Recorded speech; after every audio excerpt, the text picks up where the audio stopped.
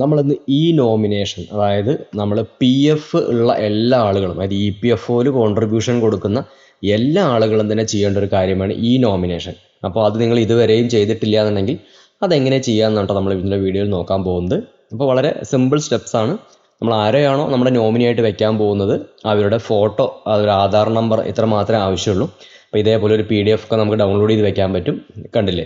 അപ്പോൾ ഇതിൽ നമ്മൾ നോമിനിയായിട്ട് വെച്ചിരിക്കുന്ന ആളുടെ ഫോട്ടോ, അവരുടെ ഡീറ്റെയിൽസ് കാര്യങ്ങളൊക്കെ നമുക്ക് ഇതേപോലെ നോക്കാൻ പറ്റും. അപ്പോൾ അതെങ്ങനെ ചെയ്യാൻ നോക്കിയാലോ. വളരെ ഈസി സ്റ്റെപ്സ് ആണ്, നമുക്ക് നോക്കാം. അതിന് വേണ്ടിയിട്ട് നമ്മൾ നമ്മുടെ UAN നമ്പർ കൊടുക്കുക, അതിൻ്റെ പാസ്വേഡ്, ക്യാപ്ച കോഡ് കൊടുക്കുമ്പോൾ നമുക്കൊരു OTP മെസ്സേജ് വരും. ആ OTP മെസ്സേജ് കൊടുക്കുക, താഴെ കാണുന്ന ക്യാപ്ച കൊടുത്തു കഴിഞ്ഞാൽ നമുക്ക് നമ്മുടെ സൈറ്റിലേക്ക് ലോഗിൻ ചെയ്യാം. ഫസ്റ്റ് നമ്മുടെ പ്രൊഫൈൽ ഇൻഫർമേഷൻ എടുത്തിട്ട് നമ്മുടെ ആധാർ കാർഡ് എല്ലാം ഇതേപോലെ ഗ്രീൻ കളറിൽ കാണിക്കുന്നുണ്ടോ എന്ന് നോക്കുക, അത് എൻഷുർ ചെയ്യുക. അതേപോലെ തന്നെ നമ്മുടെ പ്രൊഫൈൽ ക്ലിക്ക് ചെയ്യുമ്പോൾ നമ്മുടെ ഫോട്ടോ അപ്ലോഡ് ചെയ്തിട്ടുണ്ടോ നോക്കുക, അല്ലെങ്കിൽ ഫോട്ടോ അപ്ലോഡ് ചെയ്യേണ്ടതായിട്ടുണ്ട് കേട്ടോ. അതിൻ്റെയൊക്കെ വീഡിയോ നമ്മുടെ ചാനലിലുണ്ട്. EPFO എന്നൊരു പ്ലേലിസ്റ്റ് നോക്കിക്കഴിഞ്ഞാൽ നമുക്ക് എല്ലാം കാണാൻ പറ്റും, ഒരുപാട് ഡീറ്റെയിൽസ് അതിൽ കൊടുത്തിട്ടുണ്ട്. ഇനി മാനേജിൽ ഈ നോമിനേഷൻ എടുക്കാം. ഇവിടെ ഫസ്റ്റ് ചോദിക്കുന്ന ഹാവിങ് ഫാമിലി എന്നാണ്. അപ്പോൾ നമ്മൾ യെസ് എന്ന് കൊടുക്കുക. യെസ് എന്ന് കൊടുക്കുമ്പോൾ നമുക്ക് നമ്മുടെ നോമിനീനെ ആഡ് ചെയ്യാനുള്ള ഒരു കോളം വരുന്നതായിരിക്കും.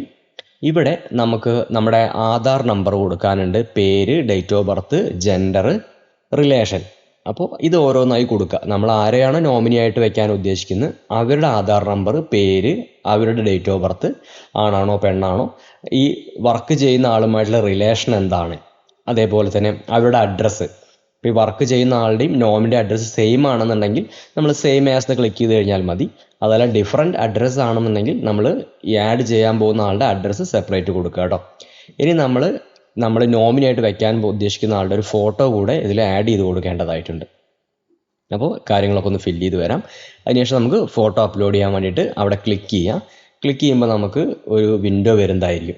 അപ്പോൾ ഇവിടെ നമ്മൾ അപ്ലോഡ് ചെയ്യാൻ ഉദ്ദേശിക്കുന്ന ഫോട്ടോൻ്റെ സൈസ് നല്ല ക്ലാരിറ്റി ഉണ്ടായിരിക്കണം, 2 ചെവിയും കാണുന്ന രീതിയിലായിരിക്കണം, മനസ്സിലാവുന്നുണ്ടോ. അപ്പോൾ ഇങ്ങനത്തെ ഒരു ഫോട്ടോ നമ്മൾ സെലക്ട് ചെയ്യാം.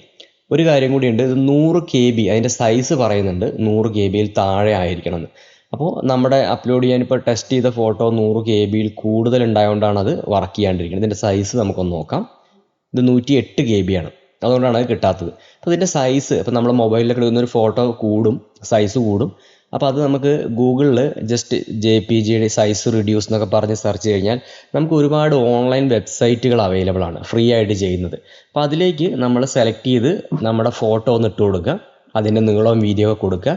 അതിൻ്റെ ക്വാളിറ്റി 90% എന്ന് കണ്ടില്ലേ, ഇത് നമുക്ക് കുറച്ച് കൊടുക്കാൻ പറ്റും. ഇപ്പോൾ നമ്മൾ 90% അത് 108 KB ആയിട്ട് നിൽക്കുകയാണ്. അത് നമുക്കൊരു 60 70 80 ഒക്കെ കൊടുക്കുമ്പോൾ നമുക്ക് 100 KB താഴെ അതിനെ ആക്കിയെടുക്കാൻ പറ്റും. അപ്പോൾ ഈ രീതിയിൽ നിങ്ങൾ എടുക്കുന്ന ഫോട്ടോ നിങ്ങൾ ഇതേപോലെ ഒന്ന് കുറയ്ക്കാൻ നോക്കുക, സൈസ് കുറയ്ക്കാൻ നോക്കുക. ഒത്തിരി കുറഞ്ഞു പോകണ്ട, നമുക്കൊരു 100 KB താഴെ നിൽക്കുന്ന രീതിയിൽ കുറഞ്ഞാൽ മതി. ഇപ്പോൾ ഇതൊരു 60 KB ഒക്കെ ആയിട്ടുണ്ട്, അത് മതി. അതിനുശേഷം നമുക്കിത് ഡൗൺലോഡ് ചെയ്തെടുക്കാം. അപ്പോൾ ഈ രീതിയിൽ നമുക്ക് ഡൗൺലോഡ് ചെയ്ത ഫോട്ടോ സൈസ് കുറച്ചിട്ട് വളരെ ഈസി ആയിട്ട് നമുക്ക് അപ്ലോഡ് ചെയ്ത് കൊടുക്കാൻ പറ്റും. ഇനി അപ്ലോഡ് ചെയ്ത് കഴിഞ്ഞാൽ നമ്മൾ ഇതേപോലെ നമ്മുടെ സൈസ് ഒന്ന് ഇതേപോലെ കറക്റ്റായിട്ട് അഡ്ജസ്റ്റ് ചെയ്യാൻ നോക്കുക. നമുക്ക് കറക്റ്റ് വിസിബിൾ ആവുന്ന രീതിയിലൊന്ന് വലിച്ചിട്ട് അതിൻ്റെ പ്രിവ്യൂ നോക്കുക. പ്രിവ്യൂ നോക്കുമ്പോൾ റൈറ്റ് സൈഡിൽ കറക്റ്റായിട്ട് കാണാൻ പറ്റും. അത് നമുക്ക് അപ്ലോഡ് ഫോട്ടോ കൊടുത്തു കഴിഞ്ഞാൽ നമുക്ക് അപ്ലോഡായി, കണ്ടില്ലേ, ഇത്രയേ ഉള്ളൂ. അപ്പോൾ ഈ രീതിയിൽ നമ്മൾ അപ്ലോഡ് ചെയ്ത് വെക്കാം.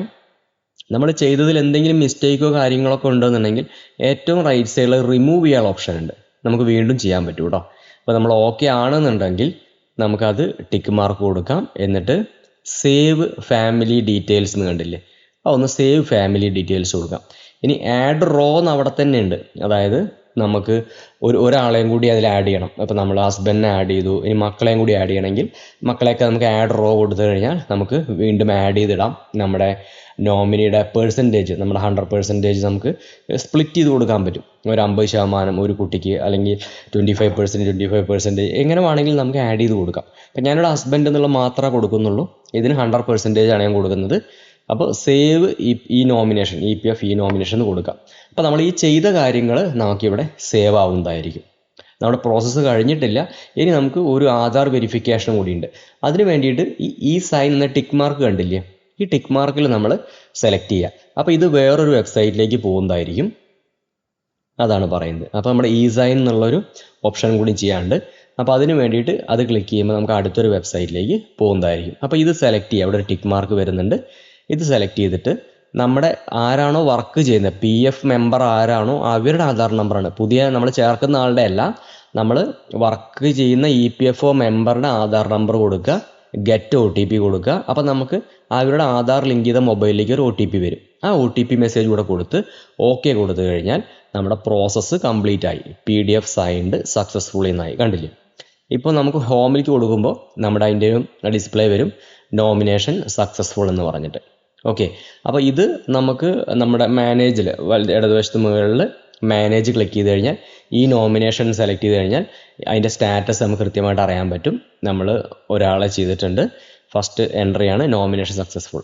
ആ PDF ഫയൽ, ഈ നോമിനേഷൻ ഡീറ്റെയിൽസിൻ്റെ PDF ഫയൽ എടുത്തു കഴിഞ്ഞാൽ നമ്മൾ ആരെയാണോ നോമിനേറ്റ് വെച്ചിരിക്കുന്നത് അവരുടെ പേര്, ഫോട്ടോ, ഡീറ്റെയിൽസ്, എത്ര % ആണ് അവർക്ക് അലോട്ട് ചെയ്തിരിക്കുന്നത്, അങ്ങനെ ഫുൾ ഡീറ്റെയിൽസ് നമുക്കിതിവിടെ അവൈലബിൾ ആണ്. അപ്പോൾ ഈ രീതിയിലാണ് നമ്മൾ ഈ നോമിനേഷൻ. അപ്പോൾ EPFO മെമ്പർമാർ എല്ലാവരും ചെയ്യേണ്ട ഒരു കാര്യമാണ് ഇത് കേട്ടോ. അപ്പോൾ നിങ്ങളുടെ സുഹൃത്തുക്കളോ അല്ലെങ്കിൽ നിങ്ങളുടെ ഓഫീസിൽ ആരെങ്കിലും ചെയ്യാൻ വിട്ടുപോയിട്ടുണ്ടെങ്കിൽ ഈ വീഡിയോ ഒന്ന് ഷെയർ ചെയ്ത് കൊടുക്കുക. നമ്മുടെ ചാനലിലെ വീഡിയോസ് നിങ്ങൾക്ക് ഹെൽപ്ഫുൾ ആയെന്ന് വിശ്വസിക്കുന്നു.